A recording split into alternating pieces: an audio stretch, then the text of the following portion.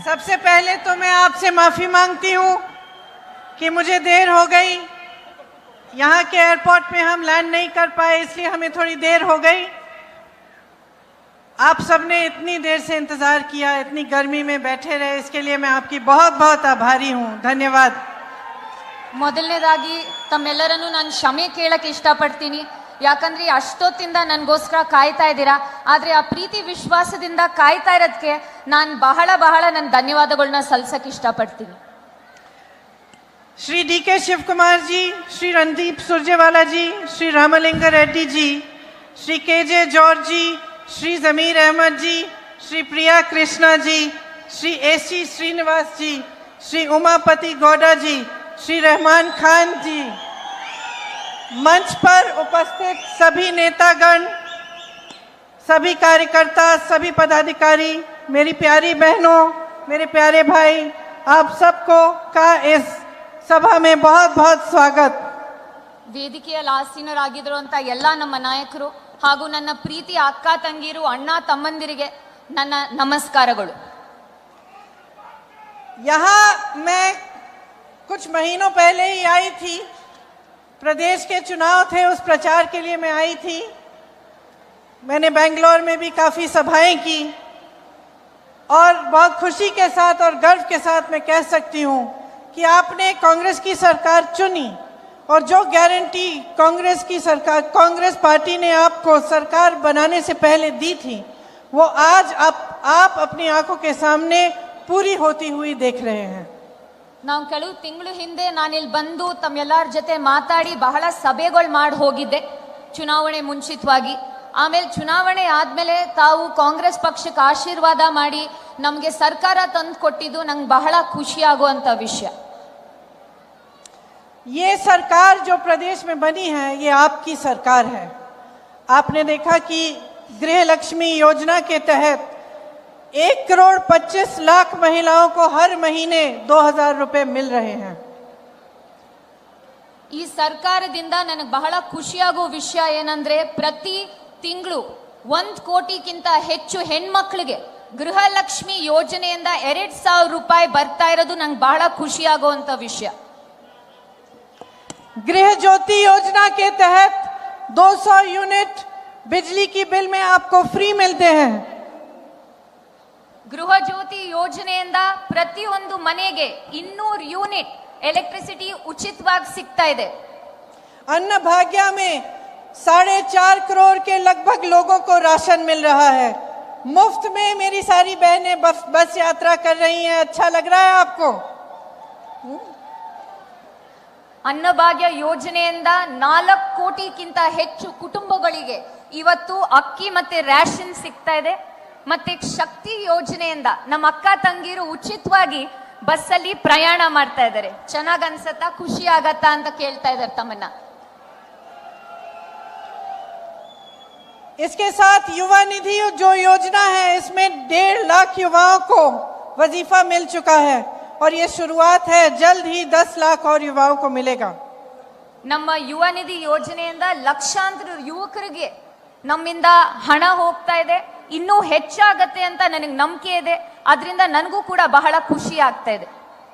तो जैसे प्रदेश चुनाव के समय हमने आपको कुछ गारंटी बताई थी और उन्हें पूरा करने का काम हम अभी कर रहे हैं।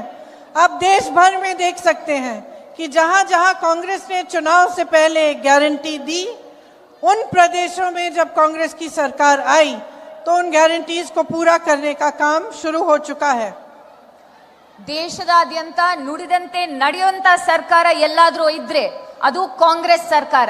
ಕರ್ನಾಟಕದಲ್ಲಿ ನಾವು ಸರ್ಕಾರ ರಚನೆ ಮಾಡಾದ್ಮೇಲೆ ಎಲ್ಲ 5 ಗ್ಯಾರಂಟಿಗಳನ್ನು ಅನುಷ್ಠಾನ ಮಾಡಿದ್ವಿ. ಇಡೀ ದೇಶಾದ್ಯಂತ ಕಾಂಗ್ರೆಸ್ ಸರ್ಕಾರ ಎಲ್ಲಾದ್ರೂ ಇದ್ರೆ ಅವ್ರು ನುಡಿದಂತೆ ನಡೆಯುವಂತ ಸರ್ಕಾರ. ಅವರು ಚುನಾವಣೆಗಿಂತ ಮುಂಚಿತವಾಗಿ ಅವ್ರೇನ್ ನಿಮಗೆ ಗ್ಯಾರಂಟಿ ಅಥವಾ ನಿಮಗೆ ಪ್ರಾಮಿಸ್ ನೀಡ್ತಾರೋ ಅದನ್ನ ಅವರು ಪೂರೈಸಿ ನಿಮ್ ಮುಂದೆ ಬಂದು ನಿಂತಿದ್ದಾರೆ ಇವತ್ತು. अब पूरे देश भर में चुनाव है। हम एक घोषणा पत्र हमने निकाला है, उसे हम न्याय पत्र कहते हैं, क्योंकि हमने देखा कि पिछले 10 सालों में हर वर्ग के साथ अन्याय हुआ है और हम जानते हैं कि आपकी जीवन में संघर्ष ज़्यादा बड़े हैं और आपकी तरक्की होने के बजाय आपकी जो समस्याएं हैं वो ज्यादा बढ़ी हुई हैं। ಇವಾಗ ಚುನಾವಣೆ ಬಂದಿದೆ, ನಮ್ಮ ಪ್ರಣಾಳಿಕೆಯನ್ನು ನಾವು ನ್ಯಾಯಪತ್ರ ಅಂತ ನಾವು ತಮ್ಮ ಮುಂದೆ ಇಟ್ಟಿದ್ದೀವಿ. ಯಾಕಂದ್ರೆ ಇಡೀ ದೇಶದಲ್ಲಿ ಪ್ರತಿಯೊಬ್ಬರಿಗೂ ಕೂಡ ಅನ್ಯಾಯ ಆಗ್ತಾನೆ ಬಂದಿದೆ. ಅದರಿಂದ ನಾವು ಇದನ್ನ ನ್ಯಾಯಪತ್ರ ಅಂತ ತಮಗೆ ಸಲ್ಲಿಸಿ ಚುನಾವಣೆ ಆದ್ಮೇಲೆ ಪ್ರತಿಯೊಬ್ಬರಿಗೂ ನ್ಯಾಯ ಒದಗಿಸುವಂತ ಗುರಿ ಇಟ್ಕೊಂಡು ನಿಮ್ ಮುಂದೆ ಬಂದಿದ್ದೀವಿ ಇವತ್ತು. बहुत सारे ऐसे गारंटीज हैं हमारे न्याय पत्र में, मैं सिर्फ आपको 4-5 बताऊंगी। उसके बाद अगर आप उस पत्र को पढ़ सकते हैं तो आपके लिए बहुत अच्छा रहेगा। महिलाओं के लिए, गरीब महिलाओं के लिए 1 लाख रुपए सालाना दिए जाएंगे। जो सबसे बड़ी महिला एक परिवार में है उसके खाते में दिए जाएंगे। ನಮ್ಮ ನ್ಯಾಯ ಪತ್ರದಲ್ಲಿ ಬಹಳಷ್ಟು ನ್ಯಾಯ ಒದಗಿಸುವಂತ ನಾವು ಮಾಹಿತಿ ನೀಡಿದೀವಿ. ಆದ್ರೆ ನಿಮ್ ಮುಂದೆ ಒಂದ್ 2-3 ವಿಚಾರ ಮಾತಾಡ್ತೀನಿ. ಮೊದಲನೇದಾಗಿ ಹೆಣ್ಮಕ್ಳಿಗೆ ಪ್ರತಿ ವರ್ಷ 1 ಲಕ್ಷ ರೂಪಾಯಿ ಕೊಡುವಂತ ನಿರ್ಧಾರ ಕಾಂಗ್ರೆಸ್ ಪಕ್ಷ ಮಾಡಿದೆ. ಪ್ರತಿಯೊಬ್ಬ ಮಹಿಳೆಗೆ 1 ಲಕ್ಷ ರೂಪಾಯಿ ತಂದು ಕೊಡ್ಬೇಕಂತ ಕಾಂಗ್ರೆಸ್ ಸರ್ಕಾರ ಹಾಗೂ ಅವರ ನಾಯಕರು ನಿರ್ಧಾರ ಮಾಡಿದ್ದಾರೆ. युवाओं के लिए जो स्नातक पास होंगे उनके लिए एक खास अप्रेंटिसशिप का प्रोग्राम बनेगा और 1 लाख रुपए कम से कम सालाना उनको भी मिलेंगे इस अप्रेंटिसशिप प्रोग्राम के तहत। ಮೊದಲನೇ ಬಾರಿಗೆ ನಮ್ಮ ಯುವಕರಿಗೆ ನಾವು ಉದ್ಯೋಗ ಖಾತ್ರಿ ತೆಗಿಬೇಕಂತ ಇದ್ವಿ. ಆದ್ರೂ ಕೂಡ ಪ್ರತಿಯೊಂದು ಯುವಕರಿಗೆ ನಾವು ಅಪ್ರೆಂಟಿಸ್ಶಿಪ್ ಪ್ರೋಗ್ರಾಮ್ ಇಂದ ವರ್ಷಕ್ಕೆ 1 ಲಕ್ಷ ಆದ್ರೂ ಸಂಬಳ ಬರಂಗೆ ನಾವು ಈ ಅಪ್ರೆಂಟಿಸ್ಶಿಪ್ ಪ್ರೋಗ್ರಾಮ್ ಅನ್ನ ಶುರು ಮಾಡ್ತಾ ಇದೀವಿ. 5,000 करोड़ का स्टार्टअप फंड बनेगा खास तौर से युवाओं के लिए, और जो शिक्षा लोन है वो माफ किए जाएंगे। इसके साथ साथ श्रमिकों के लिए राष्ट्रीय न्यूनतम मजदूरी 400 रुपए प्रतिदिन की होगी और शहरों में रोजगार की गारंटी जिस तरह से गांव में होती है वैसे दी जाएगी। और 25 लाख तक स्वास्थ्य बीमा सबको मिलेगा ताकि 25 लाख तक आपका जो इलाज है वो आपको मुफ्त में मिल पाए। ಪ್ರತಿಯೊಂದು ಜಿಲ್ಲೆಯಲ್ಲಿ 5,000 ಕೋಟಿ ಸ್ಟಾರ್ಟ್ಅಪ್ ಫಂಡ್ ಅಂತ ಶುರು ಮಾಡ್ತೀವಿ. ಪ್ರತಿಯೊಬ್ಬರಿಗೂ ಅದರಿಂದ ಅನುಕೂಲ ಆಗ್ಲಿ ಅಂತ ಶ್ರಮಿಕ್ ನ್ಯಾಯ್ ಅಂದ್ರೆ ನಮ್ಮ ಕೂಲಿ ಕೆಲಸ ಮತ್ತೆ ನಮ್ಮ ಲೇಬರ್ ಕೆಲಸ ಮಾಡೋರ್ಗೆ ಅವ್ರಿಗೆ ಮಿನಿಮಮ್ ವೇಜ್ ಆಗಿರ್ಲಿ ಅಥವಾ ಅವ್ರಿಗೆ ಅನುದಾನ ಆಗಿರ್ಲಿ ಅಥವಾ ಅವ್ರಿಗೆ ಇನ್ಶೂರೆನ್ಸ್ ಆಗಿರ್ಲಿ ಅದನ್ನು ಕೂಡ ತಂದು ಕೊಡ್ತೀವಿ ಅಂತ ನಮ್ಮ ನ್ಯಾಯ ಪತ್ರದಲ್ಲಿ ನಾವು ಬಹಳ ಸ್ಪಷ್ಟವಾಗಿ ನಾವು ಬರೆದು ಹೇಳಿದೀವಿ. देखिए, मैं आपको ज्यादा कष्ट नहीं देना चाहती, ज्यादा लंबी बात नहीं करना चाहती, लेकिन कुछ बातचीत मैं जरूर आपसे इस बारे में करना चाहती हूं कि आज देश के सामने और आपके सामने 2 बड़े बड़े मसले हैं। सबसे पहला तो ये है कि आपके जो जीवन में जो संघर्ष हो रहा है और जो समस्याएं हैं इनको हल करने की बात, और दूसरा जो मसला है वो कि आज देश में क्या परिस्थितियां बन रही हैं, देश की राजनीति कैसे है और हम देश के भविष्य को किस तरह से देख रहे हैं। तो इन दोनों मसलों पे मैं थोड़ी सी आपसे बात करना चाहती हूँ. ನಾನು ಬಹಳಷ್ಟು ಸಮಯ ತಗೊಳ್ಳಲ್ಲ, ಯಾಕಂದ್ರೆ ಬಹಳಷ್ಟು ಕಾಯಿಸ್ತೇನೆ ತಮ್ಮನ್ನೆಲ್ಲ. ಆದ್ರೆ ಇವತ್ತು ದೇಶದಲ್ಲಿ ಇರೋದು 2 ವ್ಯೂಗಳು. ಮೊದಲನೇದಾಗಿ ತಮ್ಮೆಲ್ಲರಿಗೂ ಗೊತ್ತು ಯಾವ ರೀತಿ ಬಡಸ್ತನ ಅಥವಾ ಬೆಲೆ ಏರಿಕೆ ಅಥವಾ ನಿಮ್ಗೆ ಏನ್ ಕಷ್ಟ ಆಗ್ತಾ ಇದೆ ಅಂತ ನಾವೆಲ್ಲರೂ ನೋಡ್ತಾ ಇದೀವಿ. ಅದು ಒಂದ್ ಕಡೆ. ಎರಡನೇ ಕಡೆ ತಾವು ನೋಡ್ತೀರಾ ಮಾಧ್ಯಮದಲ್ಲಿ ಈ ನಾಯಕರು ಯಾವ ರೀತಿ ಮುಂದೆ ಹೋಗಿ ಮಾತಾಡ್ತಾ ಇದ್ದಾರೆ, ಎಲ್ಲಾ ಪ್ರಗತಿ ಇದೆ, ಎಲ್ಲಾ ಚೆನ್ನಾಗಿ ನಡೀತಾ ಇದೆ ಅಂತ. ಇದು 2 ಇಂಡಿಯಾ ವ್ಯೂಗಳು. जहां तक आपकी बात है तो आज आपकी सबसे बड़ी समस्याएं क्या है? महंगाई है और बेरोजगारी है. सही बात है ये? ನಿಮ್ ಮುಂದೆ ಇರೋದು ಇವತ್ತು 2 ಕಷ್ಟಗಳು, ಬೆಲೆ ಏರಿಕೆ ಮತ್ತೆ ನಿರುದ್ಯೋಗ. ನಿಜಾನೋ ಇಲ್ವೋ? मेरी बहनें यहाँ बैठी हैं, सबसे ज्यादा बोझ आप उठाती हो. जब महंगाई बढ़ती है सबसे ज्यादा संकट आप पे होता है. जब कुछ खरीदने के लिए जाना पड़ता है, बच्चे बीमार पड़ते हैं, इलाज के लिए पैसे चाहिए, बच्चों के फीस के लिए पैसे चाहिए, तो चाहे सब जितने भी बड़े हैं घर में, चाहे सब नौकरी कर रहे हों, सब किसी न किसी तरह से रोजगार पाने की कोशिश कर रहे हों, जुगाड़ से किसी तरह से मेहनत कर रहे हों, तब भी पूरा नहीं हो रहा है पैसा. ನನ್ ಮುಂದೆ ನಮ್ಮ ಅಕ್ಕ ತಂಗಿಯರು ಎಲ್ಲರೂ ಇದ್ದಾರೆ. ಅವ್ರಿಗೆ ಗೊತ್ತು ಮನೆ ನಡೆಸುವಂತ ಕಷ್ಟ ಏನಿದೆ ಅಂತ. ಯಾವ ರೀತಿ ಬೆಲೆಗೆ ಏರಿಕೆಯಾದಾಗ ಅಥವಾ ಮನೇಲಿ ಮಕ್ಕಳಿಗೆ ಹುಷಾರ್ ತಪ್ಪಿದಾಗ ಅಥವಾ ಕೆಲಸ ಸಿಗದೆ ಇದ್ದಾಗ ಯಾವ ರೀತಿ ಮನೆ ನಡೆಸುವಂತ ಕಷ್ಟ ಆಗತ್ತೆ ಅಂತ ಅವ್ರಿಗೆ ಗೊತ್ತು. पेट्रोल महंगा है, डीजल महंगा है, मिट्टी की तेल महंगी है, सोना 73,000 तक चले गया, चांदी 90,000 है, गैस सिलेंडर का दाम कहां कहां पहुंच गया है, हर चीज का दाम बढ़ गया है, कुछ आपको सस्ता नहीं मिल रहा है। किस तरह से आप इस जीवन को जी रही हैं, किस तरह से आगे बढ़ पा रहा है परिवार, ये मैं समझती हूं कि बहुत ही मुश्किलों का आज आप सामना कर रही हैं। ಪೆಟ್ರೋಲ್ ಬೆಲೆ ಏರಿದೆ, ಡೀಸೆಲ್ ಬೆಲೆ ಏರಿದೆ, ಅಡಿಗೆ ಎಣ್ಣೆ ಬೆಲೆ, ಚಿನ್ನ ಬೆಳ್ಳಿ ಎಲ್ಲಾದ್ರದ್ದು ಬೆಲೆ ಏರಿದೆ. ನನಗ್ ಗೊತ್ತಾಗತ್ತೆ ನಮ್ಮ ಅಕ್ಕ ತಂಗಿಯರು ಯಾವ ರೀತಿ ಕಷ್ಟ ಪಡ್ತಾ ಇದಾರೆ ಈ ಬೆಲೆ ಏರಿಕೆ ಸಂದರ್ಭದಲ್ಲಿ ಅಂತ. आज चाहे किसान हो, चाहे श्रमिक हो, चाहे मेरी बहनें हो, चाहे कोई मिडिल क्लास का हो, सबके लिए मुश्किलें बढ़ रही हैं। और ये आपने देखा होगा पिछले 10 सालों में कि महंगाई बढ़ती चली गई है, लेकिन आपके लिए रोजगार बनाने का काम नहीं हुआ है। ಸಮಾಜದಲ್ಲಿ ಎಲ್ಲಾ ವರ್ಗಗಳಲ್ಲಿ ಬೆಲೆ ಏರಿಕೆ ಎಲ್ಲರೂ ಎದುರಿಸ್ತಾ ಇದ್ದಾರೆ. ಆದ್ರೆ ಬೆಲೆ ಏರಿಕೆ ಎದುರಿಸೋ ಸಮಯದಲ್ಲಿ ನಮಗೆ ನಿರುದ್ಯೋಗದ ತೊಂದರೆ ಕೂಡ ಪ್ರತಿಯೊಬ್ಬರಿಗೂ ಕಾಡ್ತಾ ಇದೆ. तो मोदी जी के इस 10 साल के राज में आपको मिला क्या? अगर आप अपने जीवन को देखते हैं तो क्या आपको लगता है कि आपके जीवन में तरक्की आई? ನೀವು ಪ್ರಧಾನ ಮಂತ್ರಿ ಮೋದಿ ಅವರ 10 ವರ್ಷದ ಆಡಳಿತ ನೋಡಿದಿರಾ. ನೀವೆಲ್ಲ ಕೇಳ್ಬೇಕಾಗಿರೋದು ಒಂದ್ ಪ್ರಶ್ನೆ, ನಿಮ್ ಜೀವನದಲ್ಲಿ ಅಥವಾ ನಿಮ್ ಜೀವನದಲ್ಲಿ ಏನಾದ್ರು ಬದಲಾವಣೆ, ಒಳ್ಳೆ ಬದಲಾವಣೆ ಆಗಿದಾ? ಪ್ರತಿಯೊಬ್ರು ಪ್ರಶ್ನೆ ಮಾಡ್ಬೇಕಾಗಿರೋದು ಅದನ್ನ. आपको एक इमेज दिखाई गई, रोज दिखाई जाती है टीवी पे, सुपरमैन की इमेज, मिले आपको महंगाई man?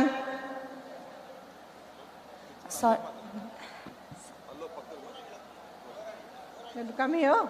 No, it's...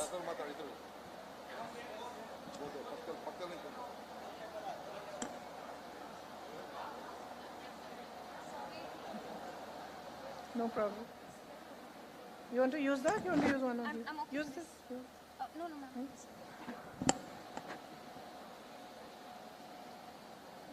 Okay. Go ahead. You want me to repeat? Yes, one line. मैं कह रही थी कि आपको सुपरमैन की इमेज दिखाई गई, लेकिन मिले आपको महंगाई मैन, जिन्होंने सिर्फ आपकी महंगाइयां बढ़ाई। ನಿಮ್ಮೆಲ್ಲರ ಮುಂದೆ ಸೂಪರ್ ಮ್ಯಾನ್ ತರ ಏನಂತೀನಿ ಬಂದ್ ನಿಂತ್ಕೊಂಡ್ರು. ಆದ್ರೆ ನಿಜಾಂಶ ಏನಂದ್ರೆ ಅವ್ರು ಸೂಪರ್ ಮ್ಯಾನ್ ಅಲ್ಲ, ಅವ್ರ ಬೆಲೆ ಏರಿಕೆ ಅಥವಾ ಮೆಹಂಗಾಯಿ ಮ್ಯಾನ್ ಆಗಿ ನಿಂತಿದ್ದಾರೆ ನಿಮ್ಮೆಲ್ಲರ ಮುಂದೆ. दरअसल सच्चाई ये है कि इन 10 सालों में सरकार आपके लिए नहीं चली। चाहे आपको टीवी पे, होर्डिंग्स पे, मीडिया कुछ भी दिखाए, सच्चाई ये है जो आप जी रहे हैं। सच्चाई ये है कि आपके जीवन में तरक्की नहीं आई। ನಿಜಾಂಶ ಏನಂದ್ರೆ ಇವತ್ತು ನೀವ್ ಟಿವಿಲಿ ಅಥವಾ ಮಾಧ್ಯಮಗಳಲ್ಲಿ ನೋಡೋ ಅಚ್ಚೇ ದಿನ ಅಥವಾ ದೊಡ್ಡ ಪ್ರಗತಿ ಅಂತ ನಾವ್ ಜೀವನ ಇವತ್ತು ನಾವ್ ನಡೆಸ್ತಾ ಇಲ್ಲ. ನಿಜಾಂಶ ಏನಂದ್ರೆ ತಾವ್ ಎಲ್ಲಾರು ಪ್ರತಿಯೊಬ್ರು ತಾವ್ ಪಡ್ತಾ ಇರೋ ಕಷ್ಟ, ತಮ್ಮಲ್ಲಿರೋ ತೊಂದರೆಗಳು, ಅದೇ ಇವತ್ತಿನ ನಿಜಾಂಶ, ಅದೇ ನಾವ್ ನೋಡ್ತಾ ಇರೋಂತ ಚಿತ್ರಣ. प्रधानमंत्री जी के कुछ गिने चुने मित्र हैं, बड़े बड़े खरबपति हैं, उनके लिए सारी नीतियां बनाई जा रही हैं।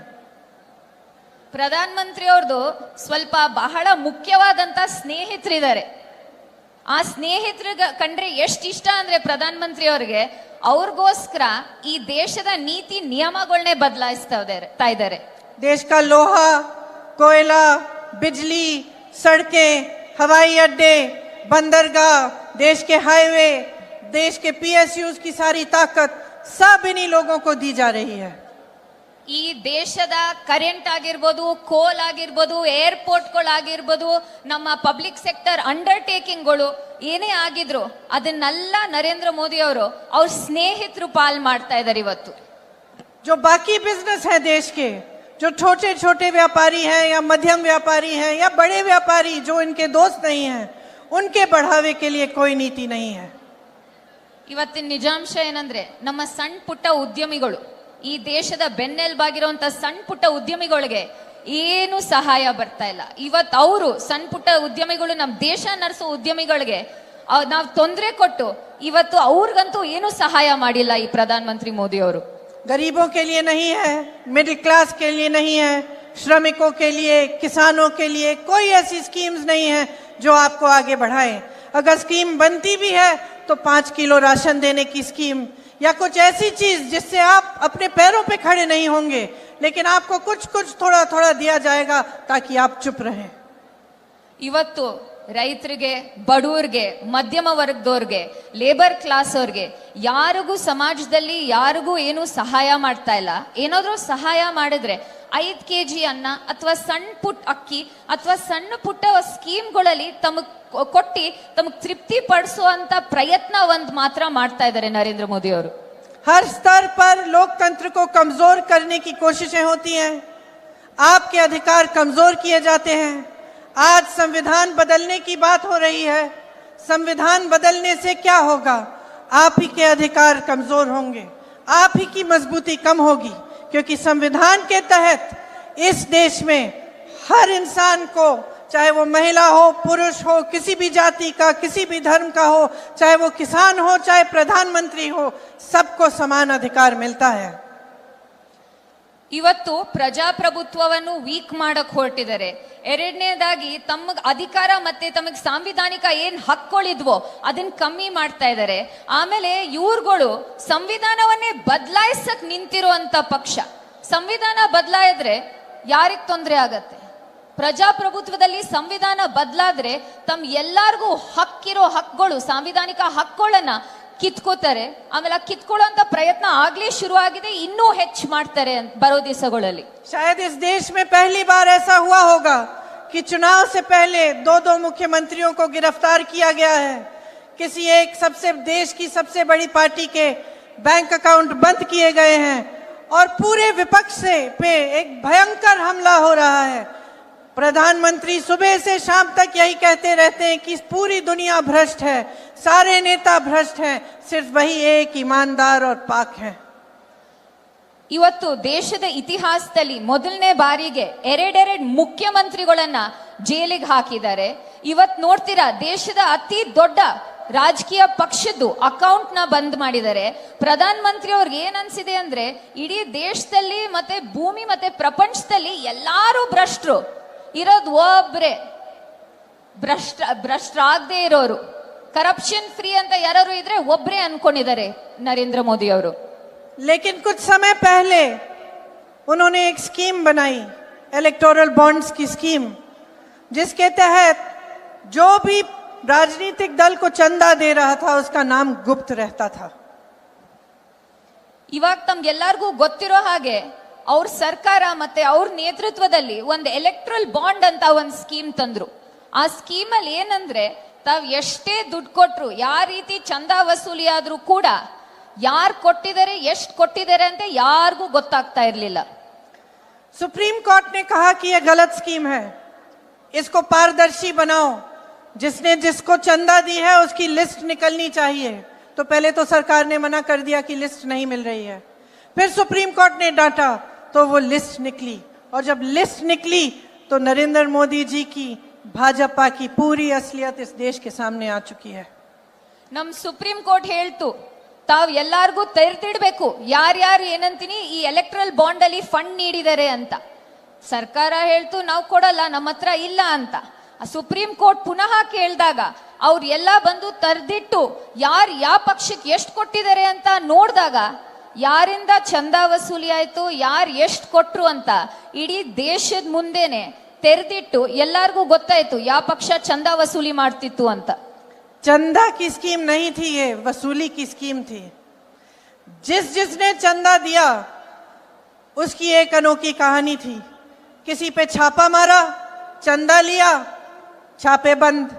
किसी पे केस डाले, चंदा लिया, केस बंद। किसी ने कोविड की वैक्सीन बनाई, उसने चंदा दिया। किसी ने वो गुजरात का पुल बनाया जो टूट कर गिर पड़ा, उसने भी चंदा दिया। किसी ऐसी कंपनी ने चंदा दिया जिसकी 150 करोड़ तक के तकरीबन मुनाफा है और चंदा दे रहे हैं 1100 करोड़ का। ಇದು ಚಂದ ಅಲ್ಲ, ಇದು ವಸೂಲಿ ಆಗಿತ್ತು. ಯಾಕಂದ್ರೆ ತಾವ್ ಯಾರ್ಯಾರು ಕೊಟ್ಟಿದ್ದಾರೆ, ದುಡ್ಡು ಕೊಟ್ಟಿದ್ದಾರೆ ಅಂತ ನೋಡಿದ್ರೆ ಯಾರ್ಯಾರಿಗೆ ITED ನೋಟಿಸ್ ಹೋಗಿತ್ತೋ ಅವ್ರಿಗೆ, ಯಾರ್ಯಾರ ಮೇಲೆ ಕೇಸ್ ಆಗಿತ್ತೋ ಅವ್ರಿಗೆ, ಯಾರ್ಯಾರಿಗೆ ವ್ಯಾಕ್ಸಿನ್ ಪರ್ಮಿಷನ್ ಬೇಕಿತ್ತೋ, ಬ್ರಿಡ್ಜ್ ಕಟ್ಟಕ್ ಪರ್ಮಿಷನ್ ಬೇಕಿತ್ತೋ, ಏನಾದ್ರು ಟೆಂಡರ್ ಅಲ್ಲಿ ಕೆಲಸ ಆಗ್ಬೇಕಾಗಿತ್ತೋ, ಅವರು ಎಲೆಕ್ಟ್ರಲ್ ಬಾಂಡ್ಸ್ ಅಲ್ಲಿ ಈ ಪಕ್ಷಕ್ಕೆ ದುಡ್ಡು ಕೊಟ್ಟಿದ್ರು. ಇದು ಎಲ್ಲ ಬಹಿರಂಗವಾಗಿ ತಮ್ಮ ಮುಂದೆ ಸುಪ್ರೀಂ ಕೋರ್ಟ್ ಆದೇಶ ಆದ್ಮೇಲೆ ಮುಂದ್ ಬಂದ್ ಇಟ್ಟಿದೀವಿ. पूरी तरह से काले धन को सफेद करने की स्कीम है ये. बड़ी से बड़ी खबर, क्राइम से लेकर राजनीति तक किस नेता ने 5 साल में क्या काम कराया।